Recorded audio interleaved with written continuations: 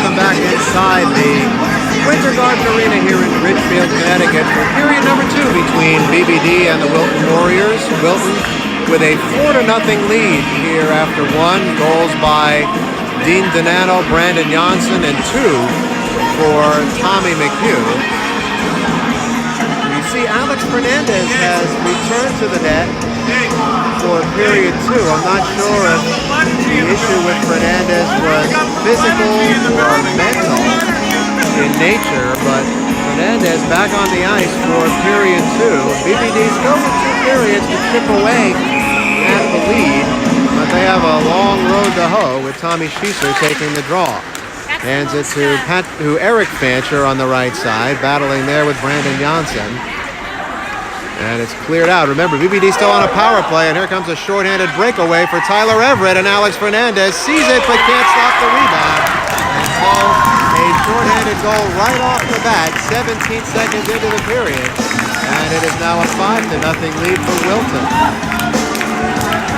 Well, they came into this game outscoring their previous 3 opponents by a combined 18-7. They get 23-7. Or rather 22 to 23 to 7 in 3+ games. So a difficult beginning here for BBD. They still have 27 seconds of power play time remaining. Well, once these teams get into the meat of the D3 schedule, we'll see just how much firepower this Wilton Warriors team really has.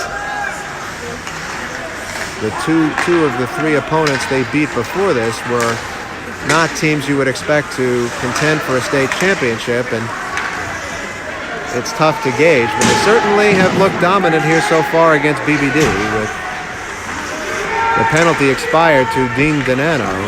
So Tyler Everett, who scored 2 goals in the game against BBD last year, has a shorty, and here David Overbeek just misses a breakaway chance of his own. Oleshko chips it out into the neutral zone, and Wilton will reset.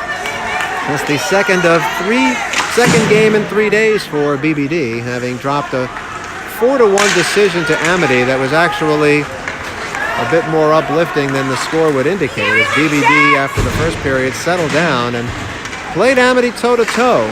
Had a lot of ozone time in the second and third periods of that game, and for a while looked like they had a chance to come back, as Eric Fancher plays it neatly off his head, hands it to Oleshko, who got his feet taken out.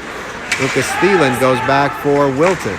Well, that would have been something had they been able to convert on that, as Alex Smith goes back for BBD. He's able to clear the zone. It's taken there by Lucas Thielen. Now Jackson Kelly loses the puck to Eric Fancher, who couldn't connect with Schieser. Here's a shot by Janssen that goes wide. Janssen has a goal in this game. It's cleared out by BBD. Here comes Eric Fancher through neutral territory into the offensive zone. Almost connected with Bowler, and Bowler got taken out by one of the defensemen, Kevin Fung.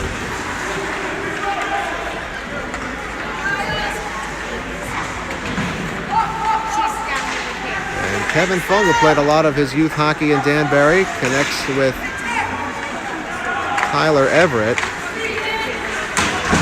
Puck in the neutral zone. Taken by Schieser, who jousts there with Thielen. And going back is Ryan Sorbo for Wilton.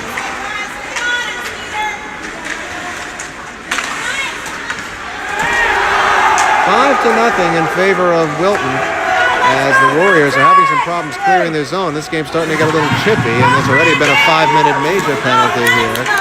So got to be careful when the games get a little lopsided. Here comes Aiden Garvey out of his own end. Gets around David Overbeek into the offensive zone. Hands it to Bowler, and Bowler lost it along the wall.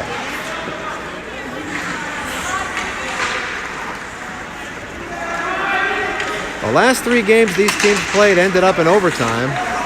It would be a miracle right now if the game this year did as well. Here comes Dean Donano, who has a goal in this game. Has the puck behind the net with Alex Smith guarding the way. And Kyler Caldara comes away with the puck. Kyler Caldara, who had a goal and 2 assists against Mount Pleasant in the season opening victory, Now Aiden Garvey. One of the 12 sophomores on this team, taken out by fellow sophomore David Overbeek. A very physical style here employed by Wilton. By Tommy Schieser behind the net. And Aiden Garvey lost his stick. So Garvey playing without a stick right now. And it's held in by Thielen. A shot was blocked by Schieser. The backhander by Overbeek is stopped by Fernandez. A centering pass off the side of the net. Jackson Kelly's point-blank shot stopped by Fernandez. Patrick Fancher remains in the box, so I don't know how long that misconduct penalty lasts as Donano took out Schieser again. They've had a battle all afternoon. That puck slid through the crease, and Jackson Kelly and his opposite number Brian Merrill chase it to the corner. It's been all ozone here for Wilton as Charlie Hastings lost the puck, and now it's Oleshko clearing it out, handing it to big Brian Merrill, who will chip and chase down the left side, and BBD will use the opportunity for a player change with 5 minutes gone by here in period 2. 5-0 Wilton as the Warriors chip and chase. Jake Mattson going back for BBD. Now Jack Kratachi. Eric Fancher jousting there with Tommy McHugh. Again, you see these Warriors laying the body. Lucas Thielen into the offensive zone left side with Mattson chasing him. Off the side of the net, Fernandez gets the stick down. Mattson controls the puck. Now it's Eric Fancher. BBD in arrears by 5 as it's held in by Thielen. Bouncing puck tipped wide by Colin Lenskold. And it's Eric Fancher for BBD. Exits his own zone, has Oleshko with him. Fancher breaks through the defense. Oleshko got tied up and couldn't control the puck, and Ryan Sorbo does. Here's Anthony Britton with a shot. Motika kicks that out. Anton Oleshko got hauled down by Nicholas First, but the play allowed to continue. Anthony Britton comes around chasing after the puck. Eric Fancher is there for BBD, battling with Nicholas Kovaris, but it's cleared out by Wilton. Kratachi played it up into the player bench. That would have stopped a potential breakaway, so we get a whistle. With 8:41 to go here in the second period, Wilton 5, BBD nothing.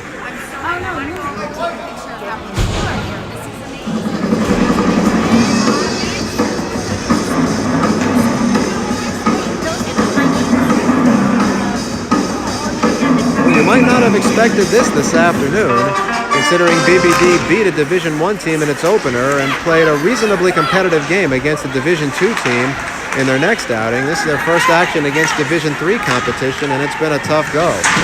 Patrick Fancher now out of the box and plays it down. Colin McGraw there with him along with Brian Merrill. And look out, it's a 2-on-1 developing for Ridgefield the other way. Here comes Brandon Janssen. Patrick Fancher rides him like a surfboard to the end wall. Colin McGraw trying to clear it out, and so BBD going with a bit of a different look, putting its more physical players in there, and you see a little roughhousing going on. Rusty Graniker trying to give Wilton a bit of a different look here. It will result in a Wilton power play with 8:07 left to go in the second period. So 5-0 Wilton, and they will get the benefit of an offensive zone draw and a power play. A light schedule in Connecticut high school hockey this afternoon. We were with you on Wednesday. BBD Amity game, one of 24 on the schedule that day. I believe there are 5 today. Most of them in Division I.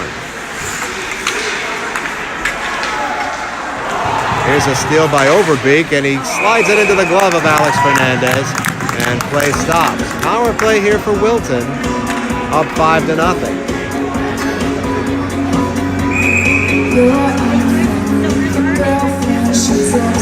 This is the final game before the holiday on Tuesday. There's a shot by Thielen that goes wide. And then next week, BBD once again playing 2 games in 3 days. on Wednesday against Norwalk McMahon, and then on Friday, what's become an annual tradition, as they take on the Clippers of Yarmouth, Maine. This one will be at the Ingalls Rink in New Haven at the Yale Whale.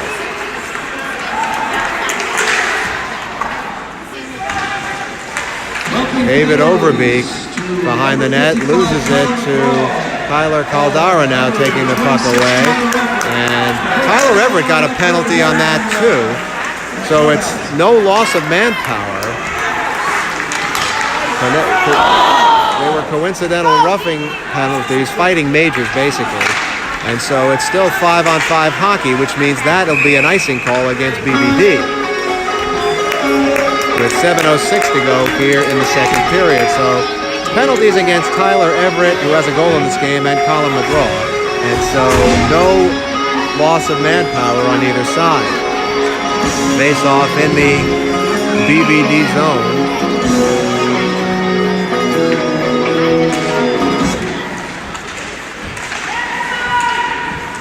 And Brian Merrill comes away with the puck. Connects through the neutral zone with Patrick Fancher, who has a goal and 2 assists in the early season. Then he scores again! Patrick Fancher, as we say it, rifles a roofer past Logan Matika, and BBD is on the board. It's a 5-1 game. Second goal of the year for Patrick Fancher. Let's go, guys. Stay tough. Keep racking them up. And if he should land an assist in this game, he will complete the Gordie Howe hat trick. He has a fight, a major penalty I should say, and now a goal. And has the puck again off the draw. Battling Ryan Sorbo in the corner. So still time for BBD if they can get their act together here, but it's still a pretty long uphill road for BBD. Patrick Fancher last year scored 9 goals to go with 15 assists. He has 2 already as Alex Smith fans on it but holds the zone. Ryan Merrill down there. My friend Patrick Fancher spent a little time in here with me, assisted by Brian Merrill. So Brian Merrill gets the assist on Fancher's goal, and Merrill chases the puck to the left wing wall, cleared out by Luke O'Neill. That should be an icing because there's no penalty here, and so the BBD will get an offensive zone faceoff, looking to chip away at what is now a 4-goal deficit. It's 5-1. And so Rusty Graniger sending those energy players out there resulted in a penalty to McGraw, but now a goal by Patrick Fancher with Brian Merrill assisted on. So Rusty Graniger trying to change things up a little bit, not trying to fight speed with skill, but trying to fight physicality with physicality.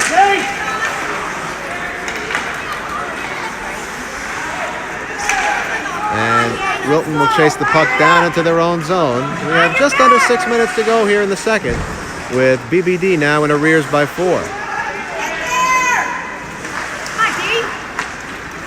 Jack Kratacci has the puck for BBD. He and Anthony Britton and Spencer Abrams were the only freshmen on this team last year, so of the 12 sophomores on this team, they were the only 3 who were in the program all of last year. Kratacci played mainly on the second team, this year playing up with the first team. Bryce Wallace playing it to Caldara, but Lucas Thielen will win that battle and clear the puck out. BBD needs to tag up, and finally they do so and use the opportunity for a player change. Here's a long pass that Aiden Garvey will chase after along with Jackson Kelly. And Garvey plays it off the plexiglass, but it remains in play. And cleared out by Patrick Fancher, and he has a 2-on-1 with his brother, Lucas Thielen, the only one back. A saucer to Eric Fancher, and what a save by Logan Matika. Oh, what a beautiful saucer pass that was, and you can tell those 2 guys have been playing together for an awfully long time, the 2 Fancher brothers. In their driveway, they've done that 1,000 times. There's a shot that goes wide of Fernandez and bounces all the way down into the Wilton end where Nicholas First goes back. What a gorgeous saucer pass that was. Logan Matika, an even more brilliant save. And it remains a 5-1 game with 4:23 to go here in period 2. Aiden Garvey goes back with his opposite number, Luke O'Neill.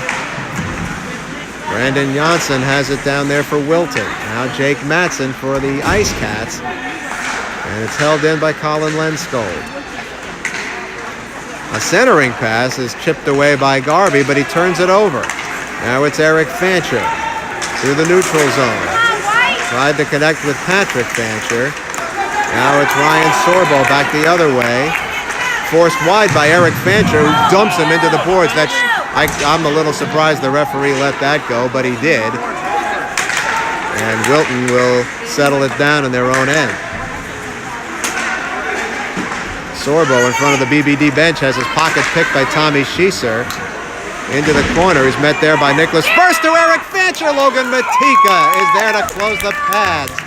And play will stop. Matika made 21 saves in the game against BBD last year that Wilton won in overtime. He made 34 saves against Joel Barlow. I'm surprised they got 34 shots on goal.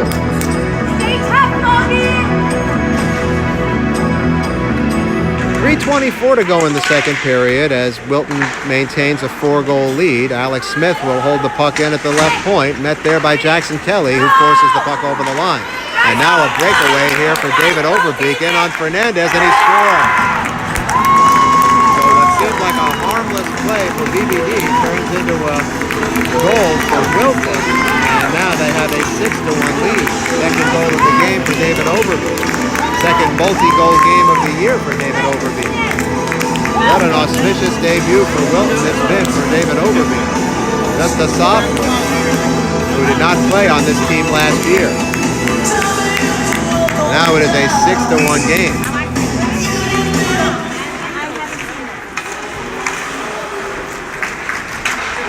So again, BBD trails by 5. Assisted by number 91, So Donano has a goal and an assist in this game as that puck hops up into the BBD bench with 2:54 to go here in the second period. We're 4-0 after 1. Extended to 5-0, and then Patrick Fancher connected. Overbeek has answered that, and so it is a 6-1 Wilton lead.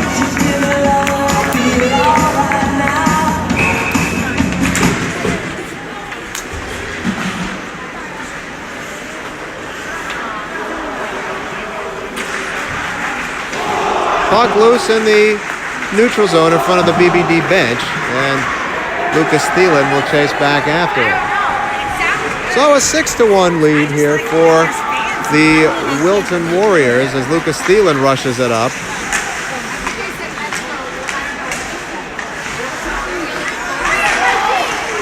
And there's a stop by Fernandez with the stick. 24-8 now. Wilton has outscored its 4 opponents in 3+ games. Might have to start taking them seriously. We'll see what happens when they take on teams like Sheehan and Lyman Hall later in the year. That will be the litmus test, as Sheehan right now is considered the favorite in all of Division III. Remember, Sheehan lost in the second round last year of the state tournament. This Wilton team actually made it to the tournament as a lower seed than BBD. Wilton came in as the 11th seed in the tournament last year after a 4-15 start and lost to number 3 Tri-Town, the Tri-Town Terror Cats, by an 11-1 score. BBD entered the tournament as the 10th seed. They lost to number 7 WMRP. In fact, there were no upsets whatsoever in the first round. The top 8 seeds all won their opening round games. Here's a backhander by Janssen that is stopped by Fernandez with 1:37 left to go in the period. What made that tournament loss for BBD even worse is that no one in that side of the bracket even made it to the Final Four. BBD lost to WMRP, which is now playing Division II this year. WMRP lost its next game, and the team that beat them lost its next game. There's a big hit from Kevin Fung on Kyle Bowler. And you've seen Wilton lay the body throughout this game. That's something the Ice Cats are going to have to think about as Alex Fernandez stops that puck and turns around to cover it with 1:02 left to go here in the second period. So a wrinkle BBD has not seen so far this year, the physical nature. They actually saw it against New Milford in the Saturday night preseason scrimmage. before the season started. That was the period where Spencer Abrams got hurt. And so BBD is going to have to learn to combat that kind of physicality. Here's Aiden Garvey trying to spring Eric Fancher loose up the middle. Gets around Motika on the backhand, and Motika has it between the pads. With 50.6 seconds left to go in the second period. David Overbeek's gotten the headlines as a newcomer, but it's certainly been a heck of a start for Eric Fancher. 2 goals in the first 2 games and had a couple of good chances. Here comes Dean Donano down the left side, has room to escape, and it hopped off the heel of his stick. With 41 and 2/10 seconds to go in the period as Bryce Wallace battles behind his own net. Schieser comes over to help out. Now it's Eric Fancher. And a big hit there by Eric Fancher. And let's see if that results in a whistle here. Hernandez came running out of the net. So I think there'll be a penalty here to Wilton. And in fact, there will, to Overbeek. So a power play for BBD. Now remember, they had a power play at the end of the second period that carried over to the third. From the first that carried over to the second, and they gave up a shorthanded goal 17 seconds into the second period. They will have another chance at that. 28.1 seconds to go in the period here.